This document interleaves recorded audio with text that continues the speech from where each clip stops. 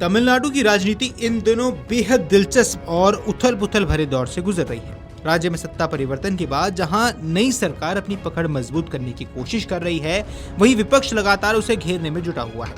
इसी बीच द्रविड़ मुन्नेर कड़गम यानी कि डीएमके के अध्यक्ष और पूर्व मुख्यमंत्री एमके स्टैलिन ने एक ऐसा बयान दिया है जिसने राज्य की राजनीति में अब नई बहस छेड़ दी है। स्टैलिन ने दावा किया है कि मुख्यमंत्री सी जोसेफ विजय के नेतृत्व वाली टीवी की सरकार 3 महीने भी नहीं चल पाएगी। उनके इस बयान के बाद तमिलनाडु की राजनीति का तापमान अचानक बढ़ गया है। राजनीतिक गलियारों से लेकर सोशल मीडिया तक हर जगह इस बयान को लेकर चर्चा है। सत्तारूढ़ टीवी की सरकार और विपक्षी डीएमके के बीच राजनीतिक टकराव और तेज होता नजर आ रहा है।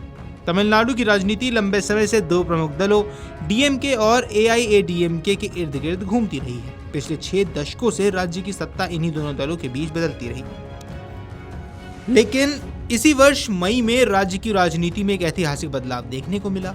फिल्म अभिनेता से राजनेता बने सी जोसेफ विजय यानी कि विजय थलापति ने मुख्यमंत्री पद की शपथ लेकर तमिलनाडु में एक नए राजनीतिक अध्याय की शुरुआत की। उनकी पार्टी तमिलगा वेत्री कजगम यानी कि टीवीके ने चुनाव में उल्लेखनीय प्रदर्शन करते हुए सत्ता हासिल की और राज्य में तीसरे राजनीतिक विकल्प के रूप में खुद को स्थापित किया।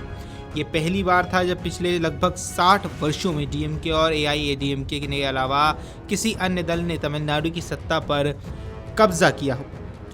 राजनीतिक विश्लेषकों ने इसे राज्य की राजनीति में एक बड़े बदलाव और नई पीढ़ी के नेतृत्व के उदय के रूप में देखा। हालांकि सरकार बनने के कुछ ही समय बाद विपक्ष ने इसके कामकाज और स्थिरता पर सवाल उठाने शुरू कर दिए।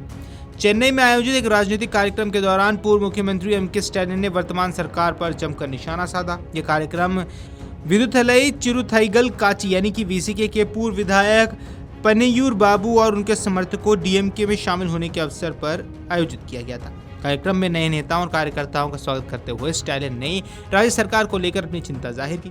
उन्होंने कहा जब नई सरकार सत्ता में आई थी तब उन्हें लोकतांत्रिक परंपरा का सम्मान करते हुए फैसला किया था कि 6 महीने तक सरकार की आलोचना नहीं करेंगे और उसे काम करने का पूरा अवसर देंगे। लेकिन अब हालात तेजी से बदलते हुए नजर आ रहे हैं। स्टैलिन ने कहा कि सरकार के खिलाफ जनता के बीच असंतोष बढ़ रहा है और लगातार आलोचनाएं सामने आ रही हैं। ऐसे में उन्हें लगने लगा है कि शायद तय समय सीमा पूरी होने से पहले ही उन्हें सरकार के खिलाफ खुलकर बोलना पड़ेगा।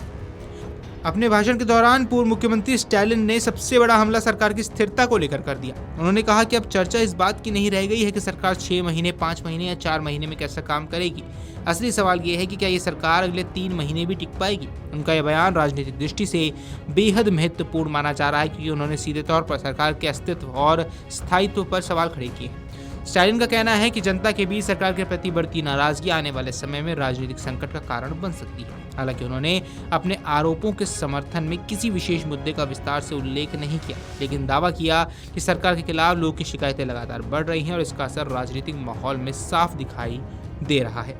अब राजनीतिक जानकारों की माने तो स्टैलिन का ये बयान केवल एक राजनीतिक टिप्पणी नहीं बल्कि आने वाले समय की रणनीति का संकेत भी हो सकता है। डीएमके विधानसभा चुनाव में सत्ता गंवाने के बाद लगातार संगठन को मजबूत करने और जनाधार वापस हासिल करने की कोशिश कर रही है। ऐसे में विजय सरकार के खिलाफ आक्रामक रुख अपनाकर डीएमके खुद को मुख्य विपक्षी शक्ति के रूप में स्थापित करना चाहती है। स्टैलिन का यह बयान भी उसी रणनीति का हिस्सा माना जा रहा है। दूसरी ओर टीवी के समर्थकों का मानना है कि सरकार को काम करने के लिए पर्याप्त समय दिया जाना चाहिए। शुरुआती महीनों में उसकी विफलता की भविष्यवाणी करना जल्दबाजी होगी। स्टैलिन ने नए सदस्यों से कहा है कि उनका मुख्य लक्ष्य डीएमके को और अधिक मजबूत बनाना होगा। उन्होंने कार्यकर्ताओं से संगठन के विस्तार, जनता के बीच पहुंच बढ़ाने और पार्टी की विचारधारा को मजबूती से आगे बढ़ाने का आह्वान किया है। फिलहाल स्टैलिन के बयान ने तमिलनाडु की राजनीति में नई हलचल जरूर पैदा की है। अब सबकी नजरें इस बात पर हैं कि मुख्यमंत्री सी जोसेफ विजय और उनकी सरकार इस चुनौती का जवाब किस तरह देते हैं। Video desk amarujala.com। अगर आप ये वीडियो YouTube पर देख रहे हैं तो हमारे चैनल को सब्सक्राइब कर बेल आइकन दबाएं और Facebook पर देख रहे हैं तो हमारे पेज को लाइक करें।